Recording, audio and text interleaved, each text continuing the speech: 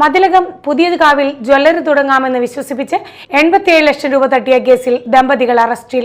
പാപ്പിനിവട്ടം ചിറ്റൂർക്കാട്ടിൽ വീട്ടിൽ സുധീർ, ഭാര്യ സുബൈദ എന്നിവരെയാണ് പൊന്നാനിയിൽ നിന്നും മതിലകം പോലീസ് അറസ്റ്റ് ചെയ്തത്.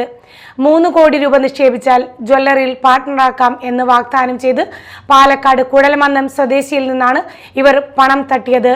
2025 ജൂൺ മാസത്തിനു ശേഷം പല തവണകളായി പരാതിക്കാരന്റെ വിവിധ ബാങ്ക് അക്കൗണ്ടുകളിൽ നിന്നും പ്രതികളുടെ അക്കൗണ്ടിലേക്ക് 56 ലക്ഷം രൂപ ഓൺലൈനായി ട്രാൻസ്ഫർ ചെയ്യിക്കുകയും 31 ലക്ഷം രൂപ നേരിട്ട് പണമായി വാങ്ങിയുമാണ് തട്ടിപ്പ് നടത്തിയത്.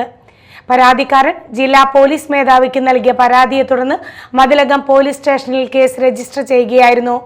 തുടർന്ന് അന്വേഷണ സംഘം നടത്തിയ ശാസ്ത്രീയമായ അന്വേഷണത്തിനൊടുവിലാണ് പ്രതികൾ പിടിയിലായത്. Mathilakam police station SHO Rajeesh S, SI Nasiya, M Sahib, GS CPOമാരായ പ്രബീൻ, ഷനിൽ, ഷിജീഷ്, CPO ദിവ്യ എന്നിവരടങ്ങിയ സംഘമാണ് പ്രതികളെ പിടികൂടിയത്.